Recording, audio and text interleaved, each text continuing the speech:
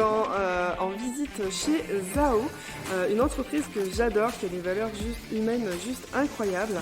Alors, si vous êtes OK, on y va, c'est parti.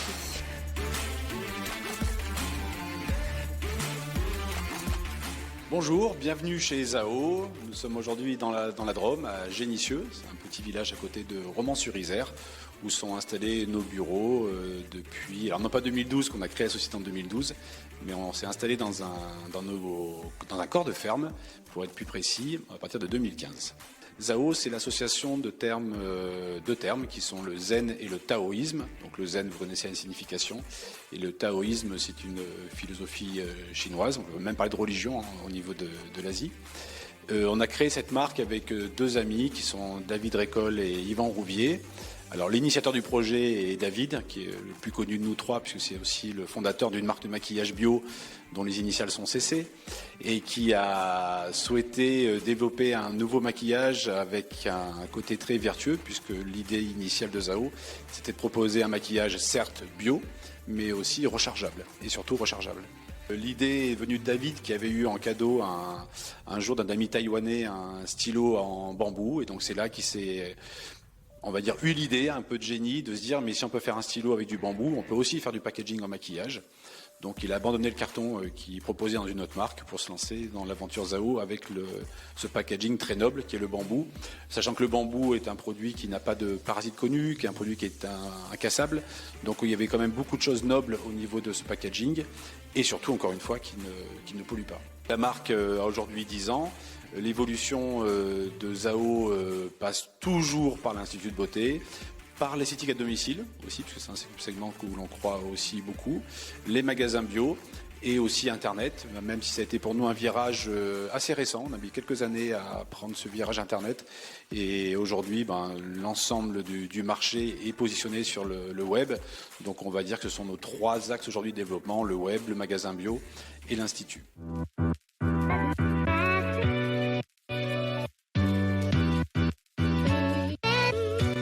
Philippe, j'ai enfilé le chapeau Zao, ça y est, je viens de tester les produits, je trouve ça génial. Alors, on va regarder maintenant les particularités des produits Zao, parce que c'est pas des produits comme les autres, on est d'accord? Et effectivement, la marque Zao a la chance, alors on pourra en parler pendant très longtemps, surtout quand on est passionné. Il y a beaucoup d'avantages au niveau de la gamme Zao, bien sûr au niveau de notre packaging, oui, puisqu'on a un packaging rechargeable, donc ce qui n'est pas courant dans beaucoup de marques de maquillage. Alors le packaging en bambou. En bambou, moi j'adore. Au niveau du produit, au niveau du toucher, c'est hyper résistant. Il faut savoir que le bambou, ça ne se casse pas, donc il n'y a pas de risque de détérioration du produit. Et donc tout se recharge. Donc la rechargeabilité amène un côté ludique, puisque bon, c'est pas un geste courant, oui, de pouvoir recharger son produit. Il y a un côté économique, puisqu'effectivement, oui, un produit, on va dire par exemple une poudre qu'on peut trouver ici va se situer autour d'une vingtaine d'euros au niveau du prix public, et après au niveau de la recharge on va être sur du 10, 11 euros. Oui, donc du coup c'est à la fois... on est sur du moins 40 à peu près, moins 50% sur le prix de la recharge. Donc on est à la fois sur... économique et écologique. Et écologique, puisqu'effectivement on réduit la partie en plus.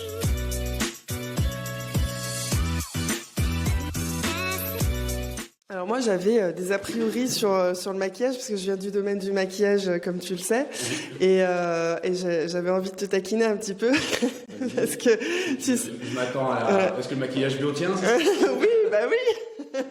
C'est ça. Alors le maquillage bio, pour être honnête avec vous, il y a 10-15 ans il pouvait y avoir effectivement parfois souvent un problème de pigmentation, mais aujourd'hui le marché a évolué, les entreprises industrielles ont évolué, les fabricants ont aussi évolué, donc on a une très très bonne tenue au niveau de nos produits. Alors vous allez me dire, oui, c'est sa marque, bien sûr qu'il veut dire que ça tient bien, mais bon, pour preuve, on travaille avec l'Opéra de Lyon, on fournit beaucoup de chaînes de télévision aussi, on a beaucoup de make-up artistes, donc ces gens-là ne travailleraient pas avec du maquillage qui ne tient pas. Donc oui, ça tient, oui, il y a un côté artistique, oui, ça a évolué. Et encore aujourd'hui, il faut l'essayer. De toute façon, un produit, pour bien le vendre, il faut être convaincu. Moi, je peux vous dire ce que vous voulez, qui sont bien sûr top, mais si l'esthéticienne n'adhère pas, après, elle ne pourra pas le vendre. Elle va faire sa propre analyse et son propre plaisir à essayer la gamme.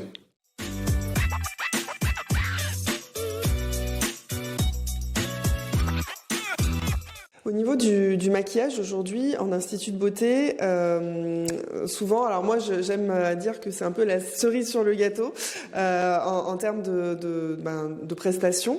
Il y a des esthéticiennes qui aiment faire du maquillage, d'autres qui sont un peu moins sensibles à ça. Si vous êtes une esthéticienne qui n'est pas particulièrement, qui n'a pas d'affinité avec le maquillage, surtout n'allez pas faire des implantations. Par contre, si vous aimez le maquillage, que vous avez envie de le développer, que vous adorez faire de retouches à vos clientes, que vous adorez avoir des nouveautés, parce que ce qui est génial dans le maquillage, c'est qu'il y a souvent des nouveautés. Voilà. Donc ça apporte, c'est vrai, une belle dynamique dans votre institut de beauté, et de la couleur et de la joie. C'est ça. Mais pourquoi ce que tu dis, même une personne qui aurait un petit doute ou qui aurait en tout cas des interrogations. Pour avoir eu des instituts de beauté avant de créer Zao, donc je connais bien les problématiques de l'institut, parce que j'en ai eu, c'est effectivement le stock. Voilà. Oui. Et quand on a créé la marque, ce qu'on a vu avec mes associés, avec David et Yvan, c'est de dire, ok, mais moi les PCB par 3 ou par 6 c'est net. Donc c'est vrai que chez Zao il n'y a pas de PCB, il n'y a pas d'obligation de quantité de produits. On a un franc-port à 100 €, donc ce qui est assez faible produit réassort. Et le fait qu'il n'y ait pas de stock, on a des ouvertures de compte où on n'a que 25 produits à la vente par exemple. Ah oui, c'est rien du tout. Vous pouvez très bien essayer, et dire que l'investissement sera moindre, et ne pas vous retrouver qu'un stock qui dort pendant des semaines, des mois, et le mettre en promotion. Parce que pour l'image d'une marque, et aussi pour l'Institut, alors l'Institut, ça run sa marge, ça fait des promotions, et pour nous, en termes d'image, ça veut dire que la marque ne marche pas. Ne fonctionne pas. Voilà, donc commander par petit peu, ça nous va très bien. Il vaut mieux commander 100 € par 100 € que de prendre 2 ou 3 000 € de stock d'un coup et après, comme on dit vulgairement, se le tanker pendant des mois et des mois et après dire finalement Zao ça marche pas. Non, c'est qu'en fait le stock n'était pas adapté et c'était beaucoup trop important. Et en plus en maquillage, on a la fameuse règle des 80-20, c'est-à-dire 80% du chiffre d'affaires est réalisé par 20% des produits.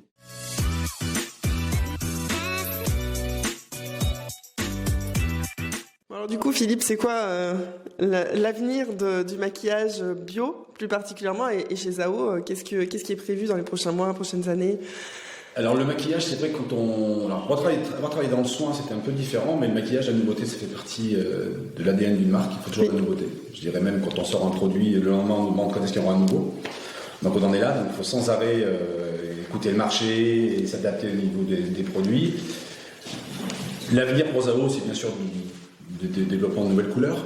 Après, j'aimerais qu'on Zao prenne un virage un peu moins horizontal, dans le sens où on a sorti beaucoup de produits. Alors je dis horizontal dans le sens, c'est développement de couleurs sur des mêmes familles. Oui. Je peux comprendre parfois d'avoir trop de rouge à lèvres, ou trop de poudre, trop de fond de teint. Au bout d'un moment, en termes de choix, encore une fois, c'est compliqué de conseiller telle couleur quand on en a trop. Voilà. Le make-up artiste, elle va s'éclater. Une esthéticienne peut aussi, mais elle aussi va dire parfois il y a un peu trop de produits. Donc l'avenir, c'est un peu plus de verticalité, donc des nouveautés de produits sur une ou deux références. Voilà. Pas forcément des choses qu'on a aujourd'hui. Donc des articles dont je ne vais rien dévoiler, mais en tout cas on a des belles surprises pour 2023 et 2024.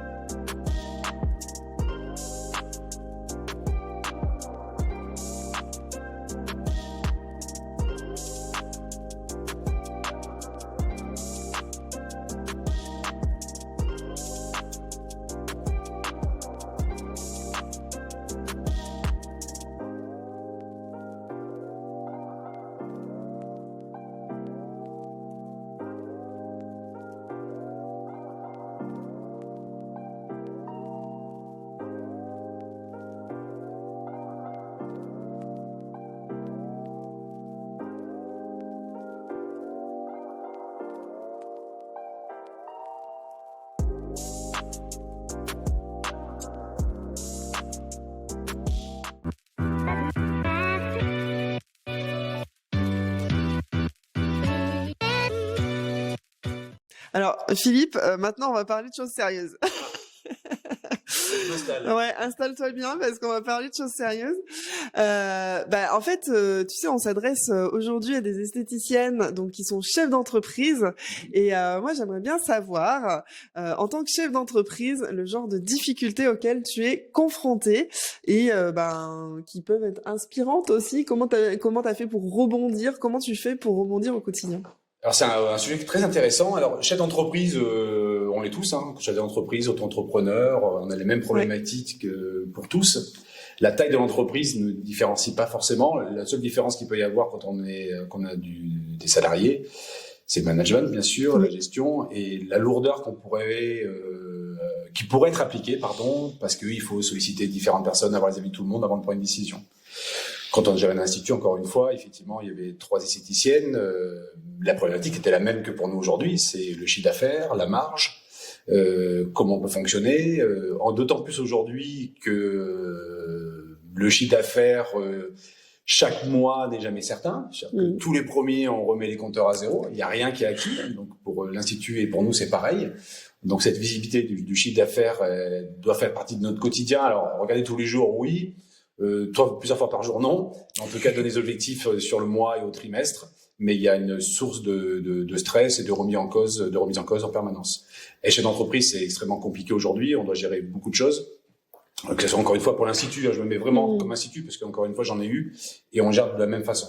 Donc, c'est-à-dire quel chiffre d'affaires on doit réaliser sur le prochain trimestre, sur le prochain semestre, sur l'année, par rapport à N-1, où en sommes-nous. Donc, on est obligé de mettre en place des actions qui marchent ou qui marchent pas.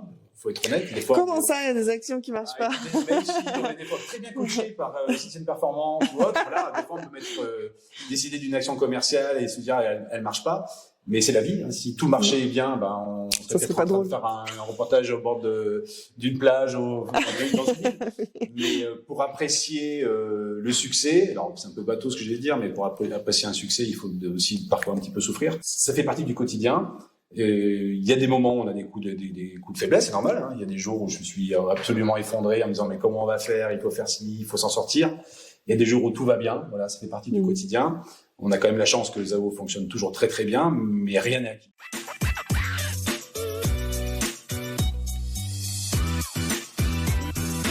On parlait tout à l'heure aussi d'agilité par rapport au plan marketing, puisque tu me disais tout à l'heure, il y a quelques années en arrière, c'était un plan marketing qu'on imaginait 2 ans à l'avance. Oui. Aujourd'hui, comment ça se passe? C'est vrai que le plan marketing se doit d'être travaillé en amont pour 2 raisons. La première, le temps de formuler, de tester, parce que un produit, il sort pas comme ça. Hein. Il y a beaucoup de tests du produit à la chaleur, résistance au froid, etc. Au niveau de la peau, c'est très long. Les certifications, c'est long aussi. Donc déjà, de facto, il nous faut du temps. Après, pour avoir quand même maintenant 30 ans dans le métier, pendant des années, je savais que le mois de janvier était difficile, le mois de février repartait un peu, que le mois de mars marchait bien, avril marchait bien, qu'on avait des faiblesses l'été, que septembre était difficile, qu'on remontait bien après sur octobre, novembre, décembre. Aujourd'hui, il n'y a plus rien d'acquis. On peut faire un excellent mois de janvier, un mois de février très difficile, un mois de mars qui est normalement, historiquement, un gros mois de l'année et le rater. Donc, il n'y a plus rien qui est acquis. Vraiment, plus rien. On peut plus prévoir, se dire dans 3 mois, on sait qu'on va assurer telle période, on sait qu'on va faire tel chiffre. Plus du tout. C'est très difficile aujourd'hui de s'adapter. Alors, l'agilité, comme tu employais ce terme, oui, ça fait partie maintenant de notre façon de travailler. Oui, bien sûr, on doit prévoir en amont ce qu'on va créer comme produit, mais avec aucune certitude. On n'a plus de certitude de rien au niveau du chiffre par rapport à des mois précis.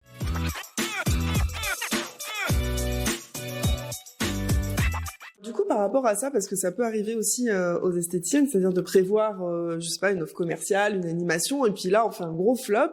Comment est-ce que toi, quand tu mets en place avec tes équipes commerciales, du coup, des offres aussi, comme n'importe quelle entreprise, et si jamais il y a un flop, comment est-ce que vous réagissez?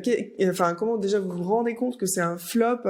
Quels sont les paramètres en fait Le flop, il va s'analyser d'un point de vue cartésien au niveau des chiffres. Bien entendu. Mais des fois, un chiffre peut être un peu trompeur parce qu'on peut faire un lancement un petit peu raté parce qu'on voit qu'on n'a pas assez de produits qui ont eu de vente, mais cependant, le produit a plu et finalement marche quelques mois après. Okay. Par exemple, pour être très précis avec vous, quand on a lancé le nouveau mascara cette année, les premiers mois ont été difficiles. On pensait même faire un flop en termes de lancement, et aujourd'hui c'est devenu la meilleure vente parce qu'il a fallu du temps pour que les personnes le comprennent, l'utilisent, le découvrent. Moi, le message à faire passer en tout cas, c'est quand on fait un flop, prendre du recul. Alors bien sûr, à l'instant T, on est énervé, on est déçu, etc. Il faut prendre du recul et dire c'est pas grave. Voilà. Il faut absolument pas s'effondrer face à un échec, parce que l'échec fait partie malheureusement de la vie, que ce soit en personnel ou en professionnel. Donc prendre du recul et dire si ça n'a pas marché, sonder, parce que nous on interroge beaucoup nos commerciaux quand même qui sont en lien avec les esthéticiennes et les magasins. Pourquoi ça n'a pas marché? Est-ce que c'était une couleur finalement qui ne correspondait plus à l'instant T? Donc ça rejoint l'agilité, c'est-à-dire la couleur qu'on avait prévue un an avant, finalement il est plus à la mode un an après, alors que normalement c'était prévu que ce soit la mode, donc ça n'est plus. Donc donc écouter, et puis après il faut recommencer. Après pour moi le commerce, il y a une notion de répétitivité. Voilà, il faut répéter. Faut pas non plus s'enfermer dans des carcans en disant ça va marcher si ça marche pas. Mais en tout cas, prendre du recul, et en tout cas, un échec n'est pas forcément grave. Et en tout cas, oui, il faut prendre confiance et se dire bon, s'il n'a pas marché avec celui-ci, je tente avec autre chose.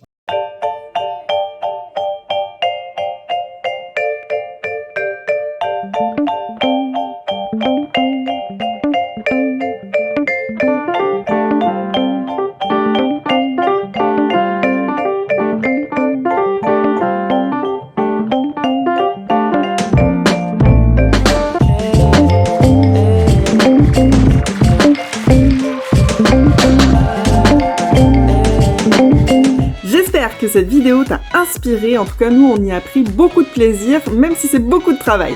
Alors, si tu veux recevoir des conseils un peu plus personnalisés par rapport à ton profil de gérante en esthétique, je te recommande vivement de réaliser le quiz dont le lien est dans la description juste en dessous de la vidéo pour pouvoir t'apporter encore plus de contenu adapté à ton profil. En tout cas, je te souhaite une belle journée et surtout, n'oublie pas de t'abonner.